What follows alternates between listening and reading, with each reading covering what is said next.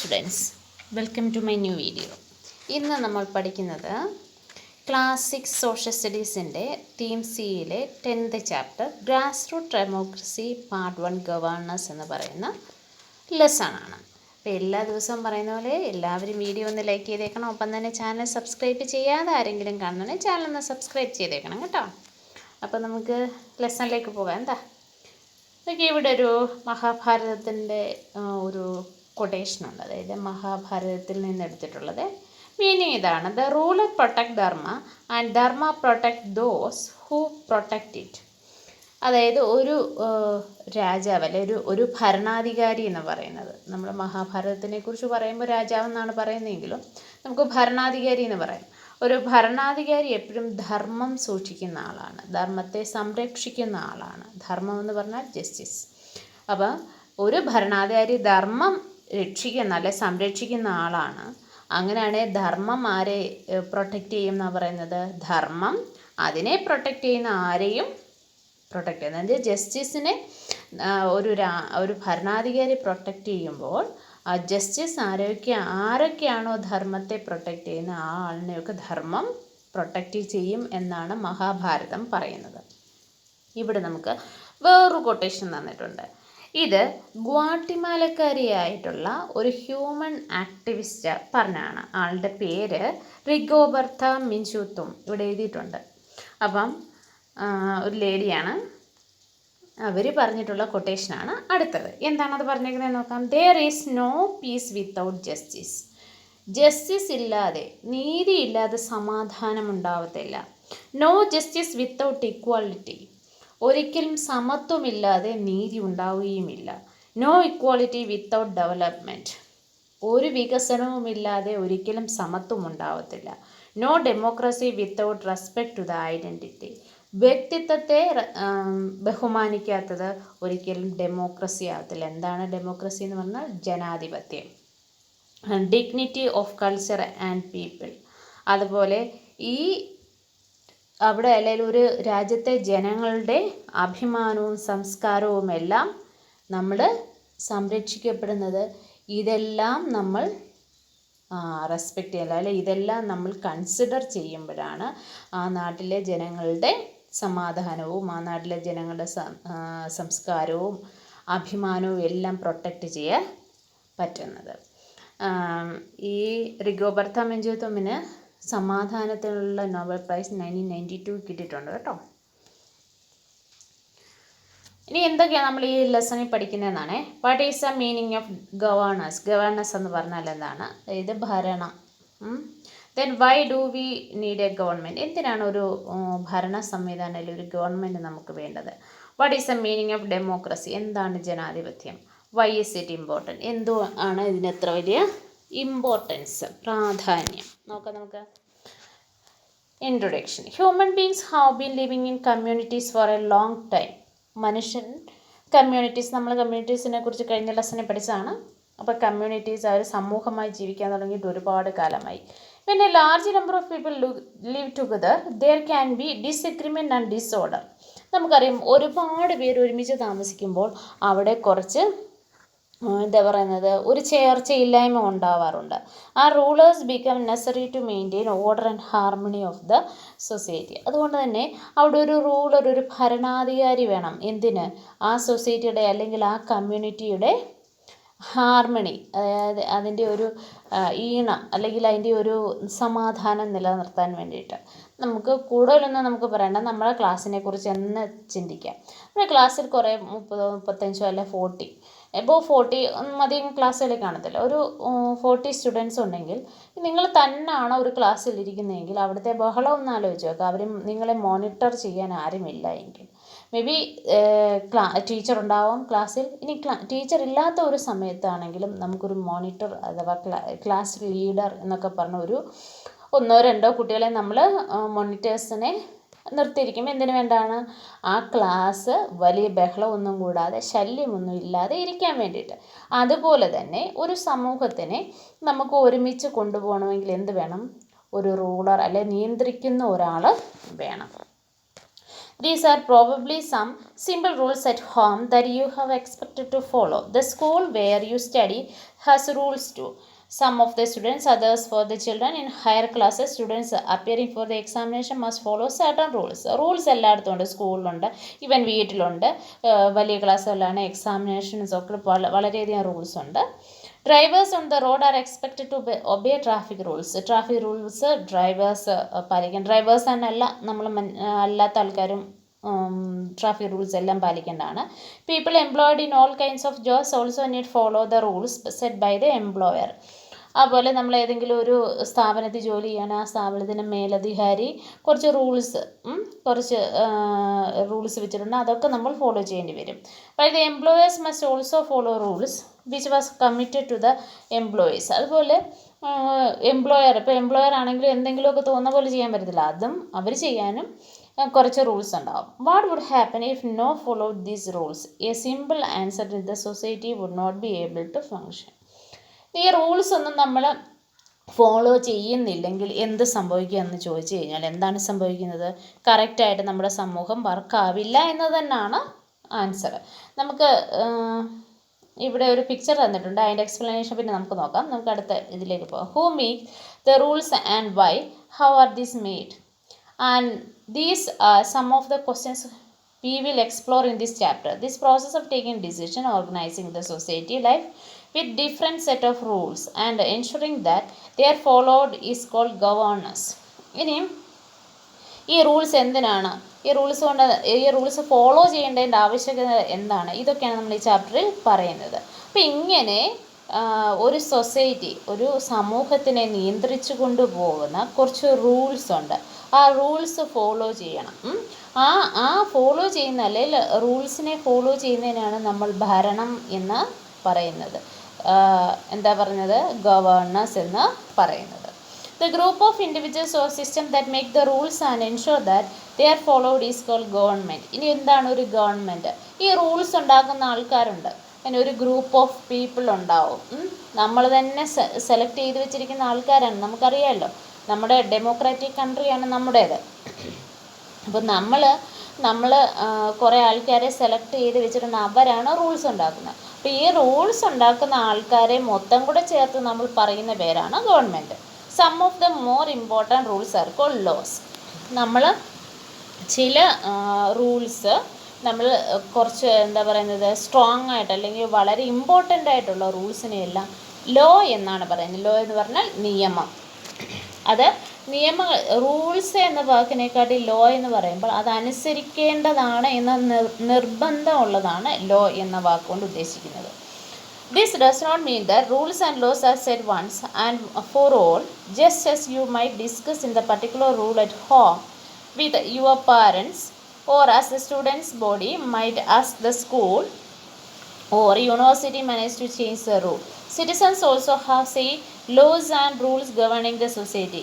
ഇനി നമുക്ക് പറയും, ഈ റൂൾസ് അല്ലെങ്കിൽ ലോസ് ഒരിക്കലുണ്ടാക്കിയ പിന്നെ കാലാകാലങ്ങളോളം ഇതിങ്ങനെ ആവണം എന്നില്ല. നമ്മുടെ സൊസൈറ്റിയുടെ എന്താ പറയുന്നത്, ആവശ്യത്തിനനുസരിച്ച് നമുക്ക് ഈ ലോസൊക്കെ മാറ്റി എഴുതാനുള്ള ഓപ്ഷനൊക്കെ ഉണ്ട്. ഇവിടെ 2 പിക്ചർ തന്നിട്ടുണ്ട്, കണ്ടോ. ഇത് വളരെ റൂൾസ് എല്ലാം ഫോളോ ചെയ്യുന്ന ഒരു ട്രാഫിക് റൂൾസിൻ്റെ കാര്യമാണ് കേട്ടോ. ട്രാഫിക് റൂൾസ് എല്ലാം ഫോളോ ചെയ്യുന്ന ഒരു റോഡാണ് കാണിച്ചിരിക്കുന്നത്. ഇതോ, അപ്പം നമ്മൾ ലോസ് അല്ലെങ്കിൽ റൂൾസ് ഉള്ളപ്പം നമ്മുടെ സൊസൈറ്റി ഈ രീതിയിലായിരിക്കും, എല്ലാം റെഗുലർ ആയിരിക്കും. ബട്ട് ഇവിടെ നോക്കി, ഇവിടെ വാഹനങ്ങൾക്ക് അങ്ങോട്ടും ഇങ്ങോട്ടും പോകാൻ പറ്റുന്നില്ല, ആൾക്കാർക്ക് പോകാൻ പറ്റുന്നില്ല, അല്ലേ? ഭയങ്കര പ്രശ്നമാണ്. അപ്പോൾ റൂൾസ് ഉള്ളപ്പോൾ ഇങ്ങനെയും റൂൾസ് ഇല്ലാത്തപ്പോൾ ഇങ്ങനെയുമായിരിക്കും നമ്മുടെ സൊസൈറ്റി വർക്കാവുന്നത്. നമ്മൾ ഇവിടെ കുറേ പിക്ചേഴ്സ് ആണ് റൂൾസ് അല്ലെങ്കിൽ റൂൾസ് മാനേജ് ചെയ്യുന്ന, അല്ലെങ്കിൽ നമ്മുടെ സൊസൈറ്റിയിൽ പലവിധ ജോലികളിൽ ഏർപ്പെടുന്ന ആൾക്കാരെ അവരുടെ ഡിസിപ്ലിനും ഒക്കെ ഇതിനകത്ത് കാണിച്ചിട്ടുണ്ട്. Can you identify the categories of public service or other activities that is represented in the picture? പിന്നെ ഇവിടെ പറഞ്ഞിരിക്കുന്നത് പബ്ലിക് ആക്ടിവിറ്റീസും അല്ലാത്തതും എന്തൊക്കെയാണെന്ന്. പബ്ലിക് ആക്ടിവിറ്റീസ് എന്ന് പറഞ്ഞു കഴിഞ്ഞാൽ ഇപ്പോൾ നമ്മൾ പറയുന്നത്, ഇപ്പോൾ സോൾജേഴ്സ് എന്ന് പറയുന്നത് ഒരു പബ്ലിക് സർവീസാണ്. സർവീസസ് അല്ലെ, മിക്കവാറും എല്ലാ പ്രൊഫഷണൽസും സർവീസസാണ്. ഇപ്പോൾ ട്രാഫിക് റൂൾസ് നിയന്ത്രിക്കുന്നത് സർവീസാണ്. Teaching is also service. നമ്മളൊരു പബ്ലിക് സർവീസാണ് ടീച്ചിങ് എന്ന് പറയുന്നത്. അപ്പോൾ ഇങ്ങനെ നിങ്ങൾക്ക് ഇതിനകത്ത് നിന്ന് ഓരോന്ന് നോക്കാം കേട്ടോ. What role do you think the government play in each of these activities? ഈ ആക്ടിവിറ്റീസിലൊക്കെ ഗവൺമെൻറ്റിൻ്റെ റോൾ എന്താണ്? Can you think other aspects of your daily life where the government play an important role? നമ്മുടെ ലൈഫിൽ ഈ ഗവൺമെൻറ് എന്തെങ്കിലുമൊക്കെ പാർട്ടുണ്ടോ, അല്ലെങ്കിൽ അവർക്ക് എന്തെങ്കിലും ജോലിയുണ്ടോ നോക്കാം നമുക്ക്. 3 ഓർഗൻസ് ഓഫ് ഗവൺമെൻറ്. നമ്മൾ ഗവൺമെൻറ്റിന് 3 ഓർഗൻസ് ഉണ്ടെന്നാണ് പറയുന്നത്. All over the world, digital technologies have been transforming the society function. In India, till about 30 years ago, people who wanted to transfer money to a distant relative would have to queue up the post office to send a money order after filling the form. Or if they had to send a payment to some business, they will queue up to their bank to obtain demand draft. ഏകദേശം ഒരു 30 വർഷം മുമ്പ് നമുക്ക് പൈസ നമ്മുടെ റിലേറ്റീവ്സിനോ വല്ലതും അയക്കണമെങ്കിൽ നമ്മൾ എന്തോ ചെയ്യുമായിരുന്നു? പോസ്റ്റ് ഓഫീസിൽ ചെന്ന് അയക്കുമായിരുന്നു ഇതിനെ. പിന്നെ ബിസിനസ്സൊക്കെ ആണെങ്കിൽ നമ്മൾ ബാങ്കിൽ ചെന്ന് ഡിമാൻഡ് ഡ്രാഫ്റ്റ് ആയിട്ട് എടുത്തായിരുന്നു അയക്കുന്നത്. You have probably never heard these terms money order or demand draft because today we have digital means of sending across the money instantly. പക്ഷെ നിങ്ങൾ ഒരു പക്ഷേ ഇത് കേട്ടിട്ടുണ്ടായിരിക്കത്തില്ല. ഏതാ? ഡിമാൻഡ് ഡ്രാഫ്റ്റ് എന്നോ മണി ഓർഡർ എന്നോ ഒക്കെ. എൻ്റെ ഒക്കെ ചെറുപ്പത്തിൽ എൻ്റെ അച്ഛനൊക്കെ പൈസ അയക്കുന്ന മണി ഓർഡറായിട്ടായിരുന്നു വരുന്നത്. പിന്നെ അതുപോലെ ഞാൻ പഠിച്ചുകൊണ്ടിരുന്ന സമയത്തൊക്കെ പലപ്പോഴും പല ആവശ്യങ്ങൾക്കും ഫീസ് അടയ്ക്കാനൊക്കെ ഡിമാൻഡ് ഡ്രാഫ്റ്റ്സ് ആയിരുന്നു ഉപയോഗിക്കുന്നത്. പക്ഷെ നിങ്ങളെ സംബന്ധിച്ച് ഇതൊന്നും നിങ്ങൾക്കിപ്പോൾ അറിയാൻ പറ്റത്തില്ല. However, this has also created a new class of criminals who, without even leaving their desk, find digital way of stealing people's money. This had led many governments to pass new laws in order to fight their criminal activities called cybercrime. Some of those criminals who believed in robbing innocent people of their hard-earning money instead of using the skill of contributing to the society have been arrested and convicted in court. They are usually fined as well as jailed in some years. ഇനി നമ്മൾ പറയുന്നത് ഈ digital ട്രാൻസ്ഫറിൻ്റെ ഏറ്റവും നല്ല ഗുണം എന്താ? പെട്ടെന്ന് തന്നെ നമുക്ക് ക്യൂവിൽ പോയി നിൽക്കേണ്ട, ഡിമാൻഡ് ഡ്രാഫ്റ്റ് എടുക്കേണ്ട, അവിടുത്തെ എന്താ പറയുന്നത് ഒരു ബുദ്ധിമുട്ടും ഇല്ല. നമുക്ക് നമ്മുടെ ഫോണിലൂടെയോ അല്ലെങ്കിൽ നമ്മുടെ കമ്പ്യൂട്ടറിലൂടെയോ നമുക്ക് എന്ത് ചെയ്യാൻ പറ്റും? ഒരു സ്ഥലത്ത് നിന്ന് പൈസ വേറെ സ്ഥലത്തേക്ക്. പക്ഷേ ഇവിടെ ഏറ്റവും വലിയ പ്രശ്നം എന്ന് പറയുന്നത് ഒരു കൂട്ടം ക്രിമിനൽസ് ഉണ്ടായി എന്നാണ്. അതായത് നമ്മളെ പറ്റിച്ച് നമ്മൾ കഷ്ടപ്പെട്ട സാധാരണ ജനങ്ങൾ കഷ്ടപ്പെട്ടുണ്ടാക്കുന്ന പണം മൊത്തവും ഒരു ക്രിമിനൽ ഡിജിറ്റൽ വേയിലൂടെ തന്നെ എന്ത് ചെയ്യുന്നു? നമ്മളെ പറ്റിച്ച് പൈസ എടുക്കുന്നു. അങ്ങനെയാണ് സൈബർ ക്രൈം എന്ന് പറയുന്നത് എന്താണ്? ഡിജിറ്റലായിട്ട്, അതായത് ടെക്നോളജി വൈസിൽ ഓൺലൈനിലായിട്ട് നമ്മുടെ പൈസ ഒക്കെ മോഷ്ടിക്കുന്നതിനെയാണ് സൈബർ ക്രൈം എന്ന് പറയുന്നത്. അപ്പോൾ അതിന് നമുക്ക് സൈബർ ക്രൈം ഇപ്പം ഒരു സെല്ല് തന്നെ ഉണ്ട്. അതായത് ഈ ക്രൈം അന്വേഷിക്കാൻ പോലീസിൻ്റെ ഭാഗത്തു നിന്നൊരു ഗ്രൂപ്പ് തന്നെ ഉണ്ട്. അപ്പം ഇപ്പോൾ അതെല്ലാം പിടിക്കുകയും ജയിലിടുകയൊക്കെ ചെയ്യുന്നുണ്ട്. അപ്പം നമ്മളൊന്ന് ആലോചിച്ച് നോക്കും. ഇപ്പം ഞാൻ പറഞ്ഞു കുറേ 30 വർഷങ്ങൾക്ക് മുമ്പ് ബാങ്ക് കൊള്ളയടിക്കുകയൊക്കെ ആയിരുന്നു ചെയ്തുകൊണ്ടിരുന്നത്. അല്ലെ ബാങ്കിൽ പോകുമ്പോൾ നമ്മുടെ കയ്യിൽ നിന്ന് പിക്ക് പോക്കറ്റ് അടിച്ചുകൊണ്ട് പോവുകയൊക്കെ ആയിരുന്നു ചെയ്യുന്നത്. പക്ഷേ ഇപ്പം വളരെ എന്താ പറയുന്നത്, ടെക്നോളജി ഡെവലപ്പ് ചെയ്തപ്പം ക്രൈമും വ്യത്യാസപ്പെടുക. അപ്പോൾ പണ്ടത്തെ നിയമങ്ങളൊക്കെ ഇപ്പം നമുക്ക് സൈബർ ക്രൈമിൻ്റെ പരിധിയിൽപ്പെടുന്നതായിരുന്നില്ല പണ്ടത്തെ നിയമങ്ങൾ. അപ്പോൾ ഇപ്പോൾ പുതുതായിട്ട് ടെക്നോളജി വന്നപ്പോഴാണ് പുതിയ നിയമങ്ങൾ സൈബർ ക്രൈമിൻ്റെ അണ്ടറിൽ വന്നത്. അപ്പം മനസ്സിലായല്ലോ, നിയമങ്ങൾ മാറും. നമ്മുടെ കാലാകാലങ്ങൾക്കനുസരിച്ച് അല്ലെങ്കിൽ നമ്മുടെ ആവശ്യങ്ങൾക്കനുസരിച്ച് നിയമങ്ങൾ മാറും. Through this example, we can see how 3 branches of organs of government work together. ഇനി ഇതിൽ 3 ഓർഗൻസ് ഉണ്ടെന്ന് നമ്മൾ പറഞ്ഞില്ലേ, ആ 3 ഓർഗൻസ് എങ്ങനെയാണ് വർക്ക് ചെയ്യുന്നതെന്ന് പറയാം.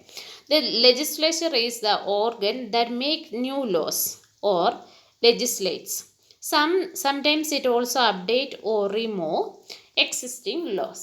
ഇനി ഒന്നാമത്തെ എന്ന് പറയുന്നത് ലെജിസ്ലേച്ചർ എന്ന് പറയുന്ന വിഭാഗമാണ്. 3 ഓർഗൻ്റെ ഫസ്റ്റ് വണ്ണാണ് പറഞ്ഞത്.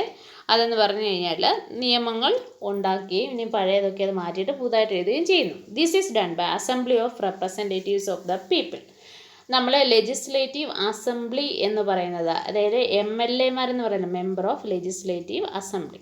അപ്പോൾ ആ ലെജിസ്ലേറ്റീവ് അസംബ്ലി ഉള്ള ആൾക്കാരാണ് ഇത് ചെയ്യുന്നത്. We will soon see how the Indian system work. ഇനി അടുത്ത പറയുന്നത് എക്സിക്യൂട്ടീവ് ആണ്. The executive is the organ that implement or executes the law. These include the head of state, who may be the president, the prime minister, or chief minister, the ministers, and any agency responsible for enforcing law and order. In other example above, that agency is in the cyber police. ഇനി അടുത്തതെന്ന് പറയുന്നത് executives എന്ന് പറയുന്നത് ഭരണ സംവിധാനത്തിൻ്റെ ഏറ്റവും മുകളിലുള്ള ആൾക്കാർ. For example prime minister, chief minister, president, ഇങ്ങനെയുള്ള ആൾക്കാർ അവരാണ് എന്ത് ചെയ്യുന്നത്, ഈ ലോ ആൻഡ് ഓർഡർ എൻഫോഴ്സ് ചെയ്യുന്നത്. അതായത് ഈ നിയമങ്ങളൊക്കെ നമ്മുടെ അടുത്തേക്ക് എത്തിക്കുന്നത് ഇവരാണ്. അപ്പോൾ അതിന് എന്താ പറയുന്നത്, എക്സിക്യൂട്ടീവ് ആണ്. അതായത് ഇപ്പം മുന്നേ പറഞ്ഞ എക്സാമ്പിളിലാണെങ്കിൽ സൈബർ പോലീസാണ് സൈബർ ക്രൈമിന് ഞാൻ പറഞ്ഞായിരുന്നല്ലോ. അപ്പോൾ ആ സൈബർ പോലീസാണ് എക്സിക്യൂട്ടീവ് ചെയ്യുന്നത്. അടുത്തത് മൂന്നാമത്തെ ഓർഗൻ എന്ന് പറയുന്നത് judiciary. Is A system of the court which decide whether someone has broken the law, and if so course of action should be taken, including punishment if necessary. Sometimes it also examines whether a decision taken by the executive is right, or whether a law passed by the legislature is well conceived and fair to all. സത്യത്തിൽ ഏറ്റവും മൂന്നാമത്തെ വളരെ important ആയിട്ടുള്ള organ എന്ന് പറയുന്നത് ജുഡീഷ്യറിയാണ്. അപ്പോൾ ഈ നിയമം ഉണ്ടാക്കി അത് നമ്മളിലേക്ക് ഒരാൾ എത്തിക്കുന്നു. നിയമം ഉണ്ടാക്കുന്നത് ലെജിസ്ലേച്ചർ, അത് നമ്മളിലേക്ക് എത്തിക്കുന്ന എക്സിക്യൂട്ടീവ്സ്. പക്ഷേ അത് പാലിക്കുന്നോ ഇല്ലയോ എന്നറിയണമല്ലോ. അത് പാലിച്ചില്ലെങ്കിൽ, അത് പാലിക്കണമെന്നുള്ളത് ഉണ്ട്. ഇനി അഥവാ നമ്മൾ പാലിച്ചില്ലെങ്കിൽ അത് ചോദ്യം ചെയ്യുക എന്നാണ് ജുഡീഷ്യറിയുടെ ജോലി. That means court. നമ്മൾ ഒറ്റ വാക്യത്തിൽ പറഞ്ഞു കഴിഞ്ഞാൽ കോടതിയുടെ ജോലി അതാണ്. എന്തെങ്കിലും ഒരു പ്രശ്നം ഉണ്ടായാൽ നമ്മളൊരു നിയമം അനുസരിച്ചിട്ടില്ല കുറച്ച് പേരെന്ന് പറഞ്ഞു കഴിഞ്ഞാൽ തീർച്ചയായിട്ടും ഒരു പണിഷ്മെൻറ്റ് കൊടുക്കേണ്ടതാണെങ്കിൽ, ഒരു ശിക്ഷ കൊടുക്കേണ്ടതാണെങ്കിൽ ആ ശിക്ഷ കൊടുക്കാനുള്ള അധികാരം ആർക്കാണുള്ളത്? കോടതിക്കാണുള്ളത്. അപ്പോൾ ജുഡീഷ്യറി വളരെ ഇമ്പോർട്ടൻ്റ് ആയിട്ടുള്ള ഒരു ഓർഗനാണ്. ഇന്നത്തെ സമൂഹത്തിൽ ഏറ്റവും ഇമ്പോർട്ടൻ്റ് ആയിട്ടുള്ളത്. ഒന്ന് ആലോചിച്ച് നോക്കിയേ, ജുഡീഷ്യറി എന്ന് പറയുന്ന ഒരു സാധനം ഇല്ലെങ്കിൽ, അതായത് ജുഡീഷ്യറി എന്ന് പറയുന്ന ഒരു വിഭാഗം ഇല്ലായിരുന്നുവെങ്കിൽ നിയമം ഉണ്ടാക്കിയിട്ടും അല്ലെ അത് നമ്മളിലേക്ക് എത്തിച്ചിട്ടൊന്നും ഒരു കാര്യമില്ല അല്ലേ. കൂടുതൽ ആൾക്കാർ അത് നിയമം തെറ്റിക്കാൻ തന്നെ നോക്കും. കാര്യം പ്രത്യേകിച്ച് തെറ്റിച്ചാലും കുഴപ്പമില്ല, തെറ്റിച്ചില്ലെങ്കിലും കുഴപ്പമില്ല എന്നുള്ളതല്ലേ. അപ്പോൾ അതുകൊണ്ട് എനിക്ക് ഇഷ്ടമുള്ള പോലെ ജീവിക്കാമെന്നൊരു ചിന്ത വരും. പക്ഷെ ജുഡീഷ്യറി അങ്ങനെയല്ല. ജുഡീഷ്യറി എന്ത് ചെയ്യും? തെറ്റ് ചെയ്യുവാണ് അല്ലേ, ഈ നിയമം അനുസരിച്ചിട്ടില്ലെങ്കിൽ തീർച്ചയായിട്ടും പണിഷ്മെൻറ്റ് കിട്ടും എന്ന് ഉണ്ടെങ്കിൽ മാത്രം നമ്മൾ അല്ലേ, നമ്മളും അങ്ങനെ നമ്മൾ ക്ലാസ് സൈലൻ്റായിട്ട് ഇരിക്കണം എന്നുള്ളത് നമുക്കറിയാവുന്ന ഒരു ലോയാണ്. പക്ഷേ നമ്മൾ പലപ്പോഴും സൈലൻ്റായിട്ട് ഇരിക്കാറില്ല, ശരിയല്ലേ? പക്ഷെ എന്തുകൊണ്ടാണ് പലപ്പോഴും നമ്മൾ ഫോഴ്സ്ഫുള്ളി സൈലൻ്റ് ആവുന്നത്? ബിക്കോസ് CCTV ഉണ്ടാവും അല്ലേ, അതുവഴി പ്രിൻസിപ്പാളോ ആരെങ്കിലും നോട്ടീസ് ചെയ്യുന്നുണ്ടാവും, മേ ബി ടീച്ചർ ക്ലാസ്സിലുണ്ടാവും, ടീച്ചർ വഴക്ക് പറയും, അങ്ങനെ പല പ്രശ്നങ്ങളുള്ളതുകൊണ്ട് നമുക്കൊരു പണിഷ്മെൻറ്റ് കിട്ടും എന്നുള്ളതുകൊണ്ടാണ് പല ലോസും പലരും അനുസരിക്കുന്നത്. Let us explain how three government organs are at work in the case of cyber criminals described above. ഇനി ഇപ്പം നമ്മൾ സൈബർ ക്രൈമിനെ കുറിച്ചാണ് ഒരു എക്സാമ്പിൾ പറയുന്നത് കേട്ടോ. അതുകൊണ്ട് എപ്പോഴും നമ്മൾ സൈബർ ക്രൈം എന്ന് പറയുന്നത്. ഇതിനകത്തിലെ 3 വിഭാഗങ്ങളാണ് കാണിച്ചിരിക്കുന്നത്. ഇതെങ്ങനെയാണ് നോക്കുന്നതെന്നാണ് പറയുന്നത്. In any good system of governance, their 3 organs must be kept separate, although they interest with each other and work together. This separation is called separation of powers. ഈ 3 മൂന്നായിട്ടാണ് നിൽക്കുന്നത്. ഈ ഭരണ സംവിധാനം, ഗവേണൻസ് എന്ന് പറയുന്ന ആ ഭരണത്തിലെ ഈ പറയുന്ന ലെജിസ്ലേറ്റീവും എക്സിക്യൂട്ടീവും ജുഡീഷ്യറിയും മൂന്നായിട്ട് തന്നെയാണ് നിൽക്കുന്നത്. അതിനെ സെപ്പറേഷൻ ഓഫ് പവേഴ്സ് എന്നാണ് പറയുന്നത്. It is intended to provide a system of check and balance. This means that each organ of the governance can check what other is doing or restore balance if the organ act beyond its expected role. ഇനി ഇതിൻ്റെ പ്രത്യേകത എന്താണെന്ന് പറഞ്ഞാൽ, ലെജിസ്ലേച്ചറിന് ഒരു നിയമം ഉണ്ടെന്ന് പറയാം, അല്ലെങ്കിൽ അവരുടെ ഒരു ജോലിയുണ്ട്. എക്സിക്യൂട്ടീവിന് വേറൊരു ജോലി, ജുഡീഷ്യറിക്ക് വേറൊരു ജോലി. അപ്പോൾ ഈ എക്സിക്യൂട്ടീവ്സ് എന്ന് പറയുന്നവർ നിയമം നടപ്പിലാക്കാൻ ബന്ധപ്പെട്ടിട്ടുള്ള, ഇവർ നിയമം ഉണ്ടാക്കുന്ന ആൾക്കാർ. ജുഡീഷ്യറി എന്ന് പറഞ്ഞു കഴിഞ്ഞാൽ ഇവർ നിയമം പാലിക്കുന്നുണ്ടോ എന്ന് നോക്കാൻ. അപ്പോൾ ഇവർ ഒരിക്കലും ജുഡീഷ്യറി കയറി ഒരു നിയമം ഉണ്ടാക്കുമോ അത് നടപ്പാക്കുമോ ഒന്നും ചെയ്യത്തില്ല. മനസ്സിലായോ? അതേസമയം ലെജിസ്ലേച്ചർ ഇപ്പം അവർ നിയമം ഉണ്ടാക്കിയെന്ന് വിചാരിച്ച് ഈ കോടതി കയറി ഒരു നിയമം ഉണ്ടാക്കത്തുമില്ല. മനസ്സിലായോ? ഓരോരുത്തർക്കും അപ്പോൾ ഈ ഇവർ ചെയ്യുന്ന ലെജിസ്ലേച്ചർ എന്ന് പറയുന്ന ആ വിഭാഗക്കാർ ചെയ്യുന്ന ജോലി എക്സിക്യൂട്ടീവ് ചെയ്യത്തില്ല, എക്സിക്യൂട്ടീവിൻ്റെ ജോലി ജുഡീഷ്യറി ചെയ്യത്തില്ല, ജുഡീഷ്യറിയുടെ ജോലി ഇവർ രണ്ടുപേരും ചെയ്യാറില്ല. മനസ്സിലായോ? അപ്പോൾ ഓരോ ഓർഗനും അതിൻ്റേതായിട്ടുള്ള റോളുണ്ട്. ഒരു കാരണവശാലും വേറൊരാൾ മറ്റൊരാളിൽ ഇൻ്റർഫിയർ ചെയ്യാറുമില്ല. ഇനിയും അതിനപ്പുറത്തേക്ക് പോയിട്ടുണ്ടെങ്കിൽ തീർച്ചയായിട്ടും അവർക്ക് ക്വസ്റ്റ്യൻ ചെയ്യാനും പറ്റും. ഇനിയും 3 ലെവൽസ് ഓഫ് ഗവൺമെൻറ് ആണ് പറയുന്നത്. Any government operate in 2 levels at least, local and national. In many countries, including India, it functions at 3 levels of tiers. അതായത് 3 ടയർ ഭരണ സംവിധാനമാണ് നമ്മുടെ ഇന്ത്യയിലുള്ളത്. എന്താണ് ഈ 3 ടയർ എന്ന് പറഞ്ഞാൽ? Local, state or region and national. പിന്നെ ലോക്കലായിട്ടുള്ള, ലോക്കൽ എന്ന് പറഞ്ഞാൽ നമ്മുടെ ലൊക്കാലിറ്റി, നമ്മുടെ പഞ്ചായത്ത് എന്ന് പറയത്തില്ലേ, അല്ലെ നമ്മുടെ കോർപ്പറേഷൻ, അങ്ങനെ. പിന്നെ സ്റ്റേറ്റ് ലെവൽ, നമ്മുടെ സ്റ്റേറ്റ്, കേരള സ്റ്റേറ്റിൻ്റെ ലെവലിൽ. പിന്നെ നാഷണൽ, ഇന്ത്യ. മനസ്സിലായോ? 3 ടയർ സിസ്റ്റം എന്ന് പറയുന്നത് ഏറ്റവും ലൊക്കാലിറ്റിയിൽ നമ്മുടെ ചുറ്റുമുള്ളത്, പിന്നെ നമ്മുടെ സ്റ്റേറ്റിലുള്ളത്, പിന്നെ മൂന്നാമത്തെ എന്താണ് നമ്മുടെ national level. Each levels leaves with different matters. To use a comparison, if a bulb in your home is not lighting up, you will first check the bulb, switch, fuse, etc. If that does not work, you may call an electrician. And if it is found that the problem is not within your home, you may need to go to the electricity board to file a complaint. These are also 3 levels of dealing with the problem. ഇപ്പോൾ ഒരു problem നമ്മുടെ മുറിക്കകത്ത് light കത്തുന്നില്ല. നമ്മൾ ആദ്യം എന്താ ചെയ്യുന്നത്? ആ bulb പോയതാണോ നോക്കും, അല്ലേ? പിന്നെ ആ സ്വിച്ച് പോയതാണോ നോക്കും. അപ്പോൾ നമ്മൾ എന്തോ ചെയ്യും? ഇത് നമ്മൾ ബൾബ് പോയതാണെന്ന് നോക്കിയിട്ട് ബൾബ് പോയതാണെങ്കിൽ നമ്മൾ മാറ്റിയിടും. ഇനി നമ്മൾ ബൾബ് മാറ്റിയിട്ടിട്ടും കത്തുന്നില്ല, ദാറ്റ് മീൻസ് സ്വിച്ചിൻ്റെ കംപ്ലയിൻ്റ് ആയിരിക്കും, അല്ലെ വീട്ടിൽ കറണ്ട് വരുന്നതിൻ്റെ കംപ്ലയിൻ്റ് ആയിരിക്കും. നമ്മളപ്പോൾ എന്ത് ചെയ്യും? രണ്ടാമത്തെ ഓപ്ഷനിലേക്ക് പോകും. രണ്ടാമത്തെ ഓപ്ഷൻ എന്താ? രണ്ടാമത്തെ സ്റ്റേജിലേക്ക് പോകും. എന്താ? അടുത്തുള്ള ഇലക്ട്രീഷ്യനെ വിളിക്കും. ഇലക്ട്രീഷ്യൻ വന്ന് നോക്കും. അപ്പോൾ ഇലക്ട്രീഷ്യൻ പറയുന്നില്ല ഇവിടെ പ്രശ്നമൊന്നുമില്ല, വെളിയിൽ നിന്നായിരിക്കും പ്രശ്നം. അപ്പം വെളിയിലത്തെ പ്രശ്നം, അതായത് ഇലക്ട്രിസിറ്റി ബോർഡിൻ്റെ അണ്ടറിൽ വരുന്ന എന്തെങ്കിലും പ്രശ്നം, നമ്മൾ ഇലക്ട്രിസിറ്റി ബോർഡിലേക്ക് ചെല്ലുന്നു. അത് മൂന്നാമത്തെ സ്റ്റേജ് എന്ന് പറയും. മനസ്സിലായോ? അതുപോലെ നമ്മുടെ വീട്ടിലേത്, പിന്നെ നമ്മുടെ മുറിക്കകത്തേത് നമ്മുടെ വീട്ടിലെ പ്രോബ്ലം, പിന്നെ അത് നമ്മുടേതല്ലെന്ന് പറയുമ്പോൾ KCB എന്ന് പറഞ്ഞുകൊണ്ട് നമ്മുടെ വില്ലേജിൽ എന്തെങ്കിലും ഒരു പ്രോബ്ലം ഉണ്ടാകുക, അതിനെ സോൾവ് ചെയ്യുക. അത് പറ്റാതെ വരുമ്പോൾ അത് സ്റ്റേറ്റ് സോൾവ് ചെയ്യാൻ നോക്കും. ഈ സ്റ്റേറ്റിനും പറ്റാത്ത കാര്യങ്ങൾ എന്താണ്? നാഷണൽ ലെവലിലേക്ക് പോകും. ഇതാണ് അതിൻ്റെ ഒരു പിരമിഡ് എന്ന് പറയും. പിരമിഡ് നോക്കാം നമുക്ക്. Local government at the town or village level, state government state level, central government national ലെവലിലുള്ളത്. ഇപ്പം നമ്മൾ പറഞ്ഞു നിർത്തിയതാണ് കേട്ടോ. In India, we have local government, state government and central or union government. Imagine that following heavy rain for few days. There is a flood in the part of a district. If it is not too severe, the local authorities may be able to deal with it. If it involves several towns or many villages, the state government will step in the central rescue team to help affected people. But if it is a massive flood affecting vast area, the central government may also come to help by sending relief supplies and army, etc. These are 3 level again.